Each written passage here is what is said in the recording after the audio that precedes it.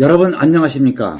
이해하기 쉽게 법률 상식을 전해드리는 택수의 투시형 이택수입니다. 오늘은 등기 넘긴 지 10년인데 등기 말소하라고? 라는 주제로 말씀 올리겠습니다. 우선 구독, 좋아요 부탁드립니다.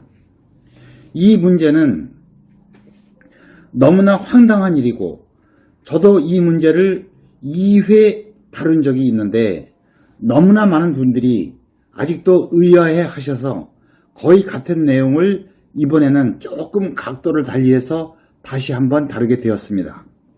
설명의 편의상 이렇게 가정해 보겠습니다.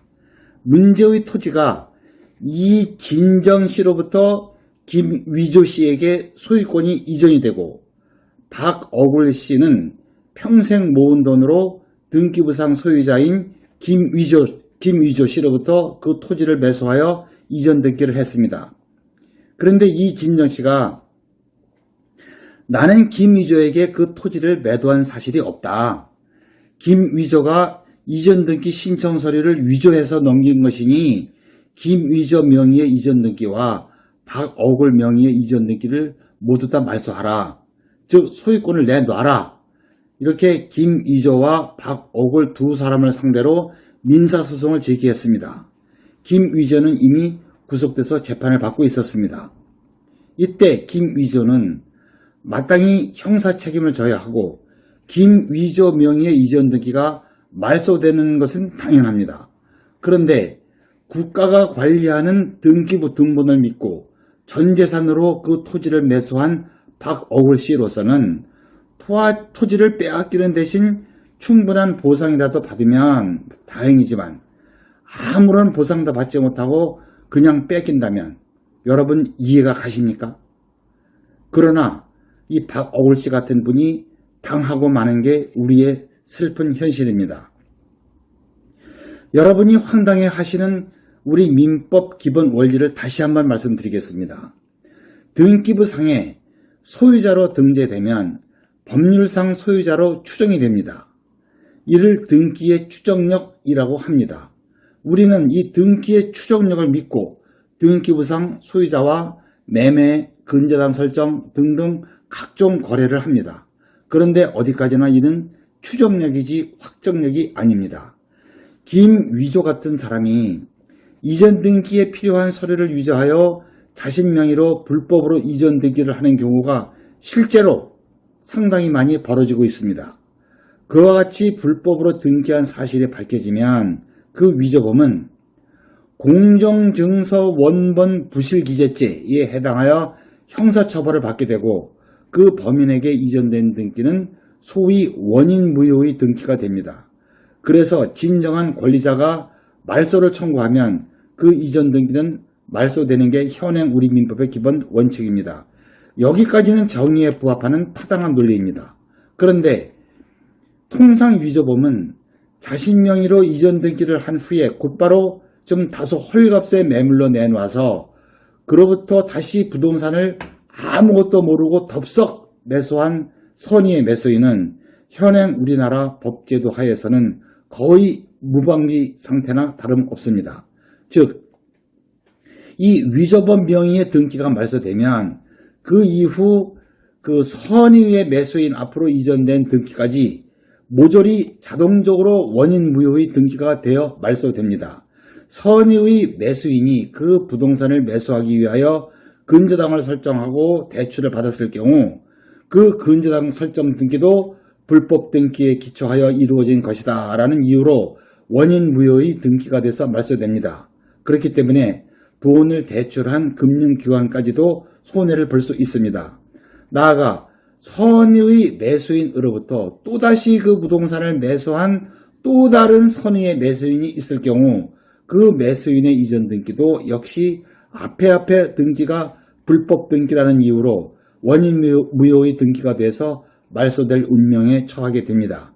등기부에는 소유권이 계속 변동되는 내역이 기재되어 있는데 중간에 어떤 소유자의 등기가 이와 같이 불법으로 등기된 것이어서 말소될 운명에 처하게 되면 그 이후에 이루어진 등기는 모두 다 말소될 운명이라는 겁니다.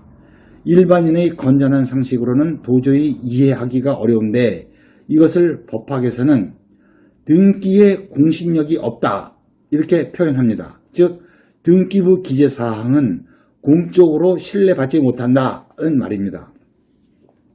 현행법상 이 사건에서 이 박어글 씨가 구제받을 수 있는 길이 딱 한 가지가 있기는 합니다. 그건 바로 취득시효가 완성되는 경우입니다.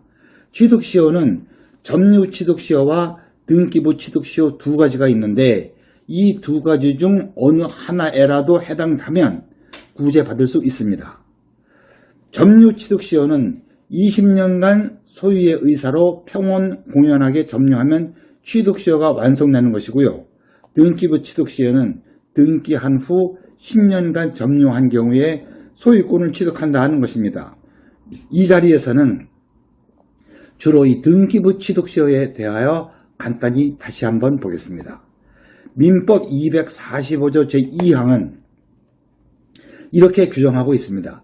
부동산의 소유자로 등기한 자가 10년간 소유의 의사로 평온 공연하게 선의이며 과실 없이 그 부동산을 점유한 때에는 소유권을 취득한다 라고 하고 있는데 이것이 등기부 취득시효에 관한 규정입니다.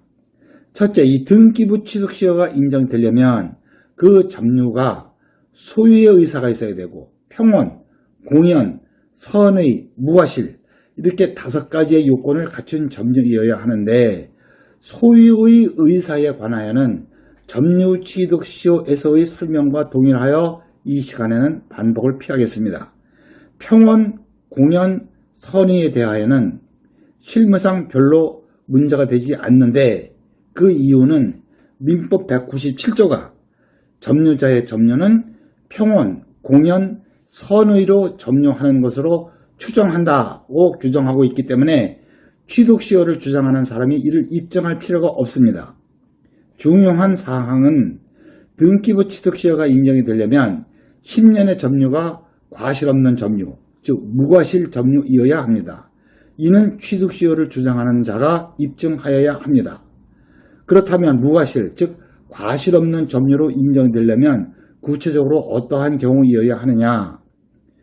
이 대법원 판례는 등기부상의 소유자와 계약을 체결하고 소유권 이전 등기를 한 후 점유하였다면 과실 없는 점유로 추정된다는 입장입니다. 그런데 등기 명의자의 등기가 불법 등기라는 사실을 매수인이 알고 있었거나 혹은 의심할 수도 있었는데 보통 사람의 정도로 조사를 해보지 않았기 때문에 몰랐다면 특단의 사정이 없는 한 매수인에게 과실이 있다고 봐서 등기부 취득시효가 인정되지 않습니다. 그리고 통상 매매계약 당시에 부동산의 소유자가 아니고 다른 사람, 처나 아들 혹은 제3자가 계약 당사자로 등장하는 경우가 많습니다. 이 경우 그 계약 당사자에게 처분 권한이 있는지를 세밀히 조사하여야 합니다. 보통 소유자의 인감증명이 첨부된 위임장을 소지하고 있었다면 계약 당사자에게 처분 권한이 있다고 믿는 데에 과실이 없었다고 할 수 있는데 그렇지 아니한 경우에는 과실 있는 점유로 돼서 등기부 취득시효가 인정되지 않을 가능성이 많습니다. 그러나 점유에 있어서의 무과실 점유의 문제는 20년의 그 점유 취득 시효에 있어서는 문제가 되지 않습니다. 즉 그러한 문제가 있더라도 20년간 점유하면 점유 취득 시효가 인정된다는 것입니다. 무과실 점유와 관련하여 명심할 사항이 있습니다. 매수하여 점유를 개시할 당시에는 매도인이 적법한 권한이 있다고 믿어서 과실 없는 점유이었는데 1, 2년 후에 매도인이 처분 권한이 없이 계약을 체결했다는 사실을 알게 된 경우에는 그럼 그 알게 된 때부터 과실 있는 점유로 전환되는가? 그리하여 등기부 취득시효를 주장할 수 없는가? 이에 대하여 대법원은 점유를 개시할 당시에 과실 없는 점유이었다면 10년간 점유하는 중간에 매도인에게 처분 권한이 없었던 사실을 알았더라도 과실 있는 점유로 이 전환되지 않고 과실 없는 점유가 그대로 계속된다는 입장을 취하고 있습니다. 그리고 점유는 소유자 본인이 직접 점유하는 것뿐만 아니라 다른 사람에게 임대를 하는 등 대신 점유하도록 하더라도, 즉 간접 점유나 또 점유 보조자에 의한 점유, 또 내가 직접 점유한 것과 동일한 효력이 있습니다. 둘째, 불법 등기자 혹은 처분 권한이 없는 자와 계약을 하고 이전 등기를 받고 적법하게 점유를 개시한 매수인이 10년이 되기 이전에 다른 사람에게 소유권과 점유권을 넘겨서 그 사람이 점유하는 것까지 합쳐서 10년이 넘으면 최종 점유자에게 등기부 취득시효가 인정되는가? 이에 대하여는 합산하여 기간이 10년을 넘은 경우에도 등기부 취득시효를 인정한다 하는 것이 대법원 판례의 입장입니다. 이상 박어울 씨가 구제받을 수 있는 길이 취득시효라고 했는데, 그럼 실제로 구제받을 수 있는 확률이 얼마나 될까요? 취득시효로 구제받으려면 점유기간이 10년이나 20년이라는 긴 시간이 흘러야 합니다. 이진영 씨 같은 원래 소유자가 적어도 10년간 자기 재산이 불법으로 넘어간 사실을 모르고 있다가 뒤늦게 문제를 삼기를 바랄 수밖에 없는데, 그럴 확률은 거의 없다고 보는 게 좋을 듯합니다. 결국 박어울 씨 같은 분은 대부분 피해를 보고 마는 게 현실이라는 말씀을 드리면서 이만 줄입니다. 구독, 좋아요 부탁드리고요. 다음 더 유익한 주제로 뵙겠습니다. 시청해 주셔서 감사합니다.